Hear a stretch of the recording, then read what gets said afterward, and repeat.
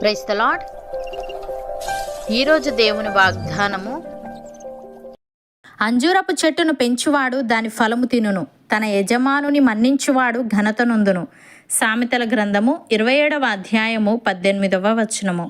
సహోదరి సహోదరులారా, కష్టపడి శ్రద్ధగా పనిచేయడం గురించి మరియు పనిచేసే వ్యక్తికి తన యజమాని పట్ల ఉండవలసిన వైఖరిని గురించి సొలొమోను ఇక్కడ తెలియజేస్తున్నాడు. ప్రియులారా, కష్టపడి పనిచేసేవారు ఆ కష్టానికి తగిన ప్రతిఫలాన్ని ఖచ్చితంగా పొందుకుంటారు. మరియు నమ్మకమైన సేవకులుగా ఉన్నవారు ఘనతను పొందుకుంటారు అనేది సర్వసాధారణమైన సత్యం. భూమిపై మనం చేసే సేవకు ఫలితం ఈ లోకములో మాత్రమే కాదు కానీ రాబోయే లోకములో కూడా కలుగుతుంది. నమ్మకంగా ఉంటే వచ్చే బహుమానం బహుఘనముగా ఉంటుంది. రాబోయే కాలంలో దేవుని రాజ్యంలో నమ్మకం, బాధ్యత, ఘనతలతో కూడిన పదవులు యేసు ప్రభువుతో ఆనందంలో వంతు కలుగుతాయి. తన సొంత విషయాన్ని తన సొంత విధానంలో చేసేవారెవరూ క్రీస్తును సేవించడం లేదు. క్రీస్తును అనుసరించేవారు ఈ లోకంలో ఆయన ఎక్కడ ఉంటాడో అక్కడ ఉంటారు. ఎందుకంటే ఆయన వారి కాపరి. వారెక్కడికి వెళ్ళాలో అక్కడికి ఆయనే నడిపిస్తాడు.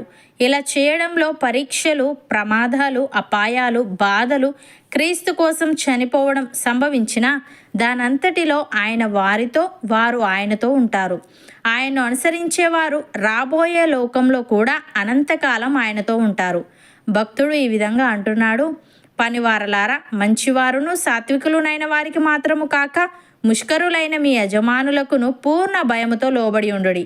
ఎవడైనను అన్యాయముగా శ్రమ పొందుచు దేవుని గూర్చిన మనస్సాక్షి కలిగి దుఃఖము సహించిన ఎడల అది హితమగును. తప్పిదమునకై దెబ్బలు తినినప్పుడు మీరు సహించిన ఎడల మీకేమి ఘనము? మేలు చేసి బాధపడినప్పుడు మీరు సహించిన ఎడల అది దేవునికి హితమగును అని.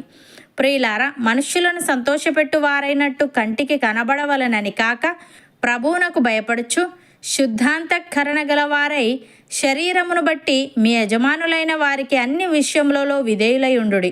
ప్రభువు వలన స్వాస్థ్యమును ప్రతిఫలముగా పొందుదుమని ఎరుగుదురు గనుక మీరేమి చేసినను అది మనుష్యుల నిమిత్తము కాక ప్రభు నిమిత్తమని మనస్ఫూర్తిగా చేయుడి.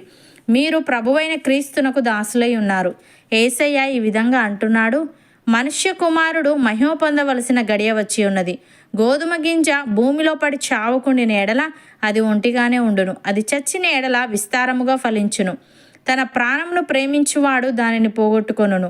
ఈ లోకంలో తన ప్రాణమును ద్వేషించువాడు నిత్యజీవము కొరకు దానిని కాపాడుకొనునని మీతో నిశ్చయముగా చెప్పుచున్నాను. ఒకడు నన్ను సేవించిన ఎడల నన్ను వెంబడింపవలెను.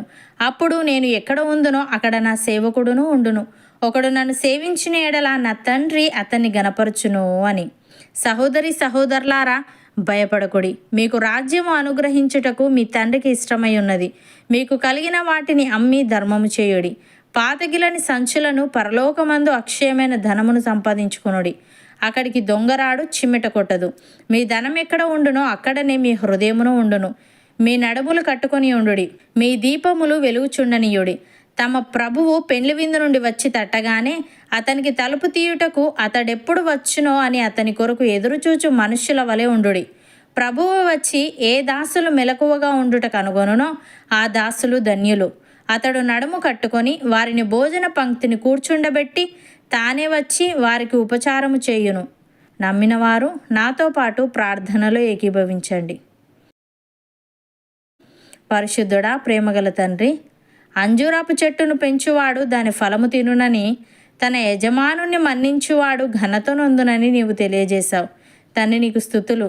దేవా, మేము కష్టపడి పనిచేసేవారముగా మంచివారును సాత్వికులునైన వారికి మాత్రము కాక ముష్కరులైన మా యజమానులకును పూర్ణ భయముతో లోబడి ఉండేవారముగా ఉండుటకు సహాయము దయచేయమని, మేమేమి చేసినను అది మనుష్యుల నిమిత్తము కాక నీ నిమిత్తమని మనస్ఫూర్తిగా చేయిచు నీ వలన స్వాస్థ్యమును ప్రతిఫలముగా పొందుకునే వారముగా ఉండుటకు కృపచూపమని, నీతో పాటు యుగయుగాలు జీవించే నీవిచ్చే ఘనతను పొందుకునే భాగ్యము మాలో ప్రతి ఒక్కరికి దయచేయమని యేసుక్రీస్తు నామమున ప్రార్థిస్తున్నాము తండ్రి. ఆమెన్.